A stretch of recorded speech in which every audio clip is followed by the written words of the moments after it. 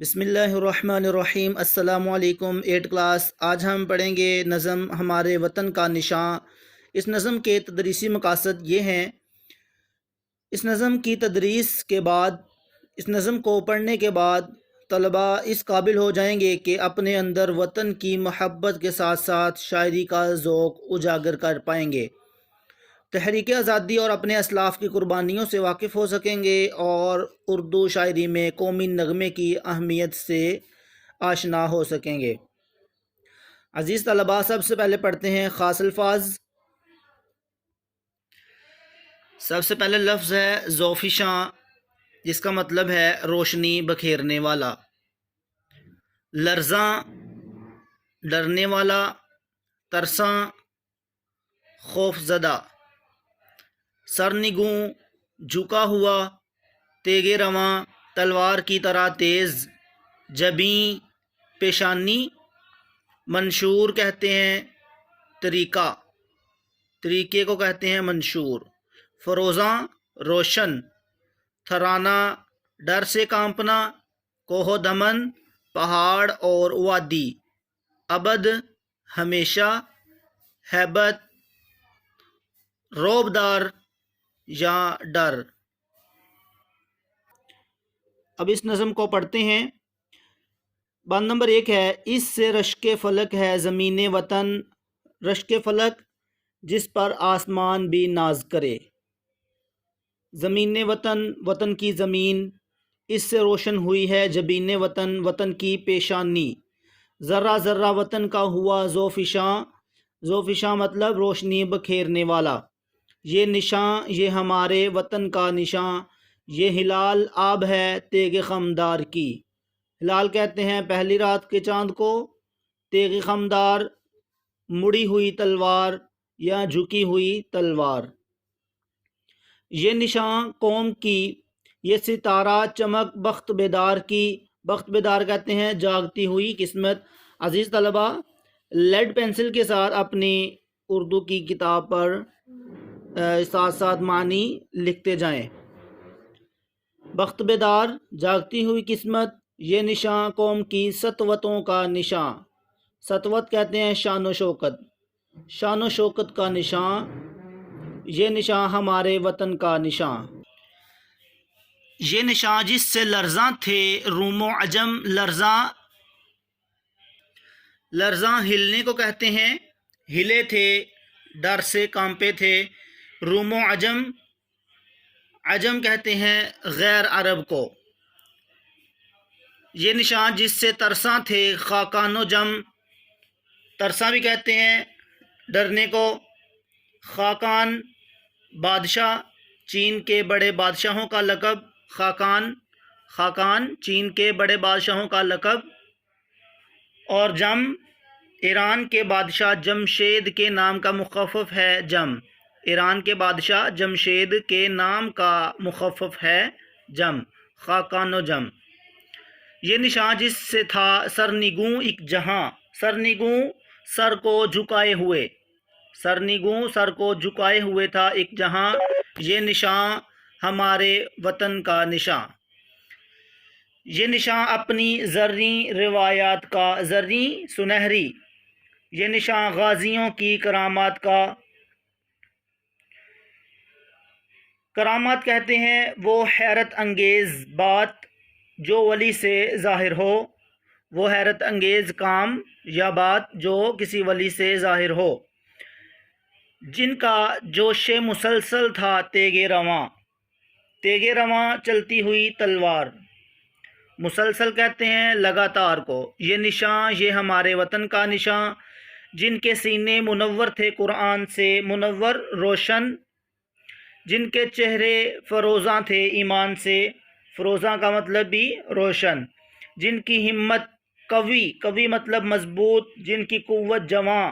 یہ نشان، یہ ہمارے وطن کا نشان۔ ان کی ہیبت سے صحرا بھی گھبرا گیا۔ ہیبت، دہشت، رعب۔ دہشت سے صحرا بھی گھبرا گیا۔ لرزے، کوہ دمن، کوہ کہتے ہیں پہاڑ کو اور دمن وادی کو۔ دشت، بیاباں جگہ کو کہتے ہیں صحرا کو۔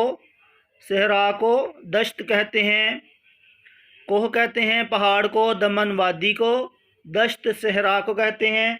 تھرا گیا ڈر سے کانپ گیا، کانپ اٹھی زمیں جھک گیا آسماں، یہ نشاں یہ ہمارے وطن کا نشاں، یہ ہمیشہ یوں ہی لہلہاتا رہے، جگمگاتا رہے، ضو دکھاتا رہے۔ ضو کہتے ہیں چمک کو، روشنی کو کہتے ہیں ضو۔ یہ ابد تک رہے گا یوں ہی ضو فشاں، ابد کہتے ہیں ہمیشہ تک، رہے گا یوں ہی ضو فشاں، روشنی بکھیرنے والا، یہ نشاں یہ ہمارے وطن کا نشاں۔ عزیز طلباء، اس نظم کے شاعر ہیں جمیل الدین عالی۔ عزیز طلباء، آپ نے اپنی اردو کی نیٹ کاپی پر اس نظم کے خاص الفاظ اور ان کے معنی لکھنے ہیں، اور اس کے بعد مرکزی خیال کے شروع میں شاعر کا نام لازمی لکھتے ہیں ہیڈنگ کے ساتھ۔ اس نظم کا مرکزی خیال یہ ہے کہ ہمارا ملک پاکستان قیامت تک قائم و دائم رہے۔ اس نظم کا مرکزی خیال یہ ہے کہ ہمارا ملک پاکستان قیامت تک قائم و دائم رہے۔ یہ جھنڈا ہمارے بزرگوں کی قربانیوں، غازیوں کی کرامات اور ہمارے بہادروں کی قوت کا نشان ہے۔ عزیز طلباء، یہ مرکزی خیال اپنی اردو کی نیٹ کاپی پر لکھیں، اور اس کے بعد عزیز طلباء بند نمبر 1 کی تشریح پڑھتے ہیں۔ تشریح کو غور سے سنیں اور اپنی نیٹ کاپی پر لکھیں۔ اس کے لکھنے کا طریقہ یہ ہے، پیج کے شروع میں بند نمبر 1 لکھیں گے، مارکر کے ساتھ مکمل بند لکھیں گے جو رباعی ہے، 4 مصروں پر مشتمل ہے۔ اس کے بعد حوالہ شعر لکھتے ہیں جس میں شاعر کا نام اور نظم کا نام لکھتے ہیں، اور اس کے بعد پھر تشریح کی ہیڈنگ دیتے ہیں۔ تشریح میں لکھیں گے، اس بند میں شاعر کہتا ہے کہ ہمارے وطن عزیز کی شان بہت بلند ہے۔ پھر سنیں، اس بند میں شاعر کہتا ہے کہ ہمارے وطن عزیز کی شان بہت بلند ہے، جس کی بلندی پر آسمان بھی رشک کرتا ہے۔ اس جھنڈے پر بنے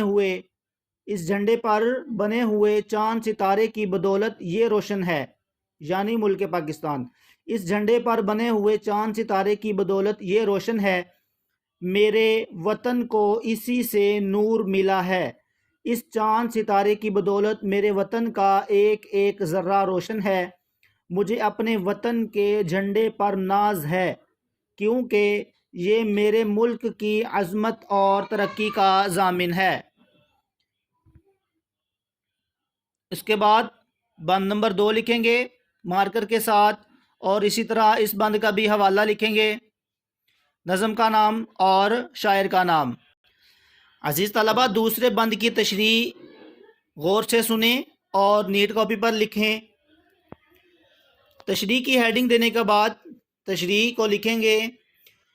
دوسرے بند کی تشریح یہ ہے، اس بند میں یہاں سے لکھیں گے، شروع کریں گے۔ اس بند میں شاعر کہتا ہے کہ میرے وطن کے جھنڈے پر بنا ہوا پہلی تاریخ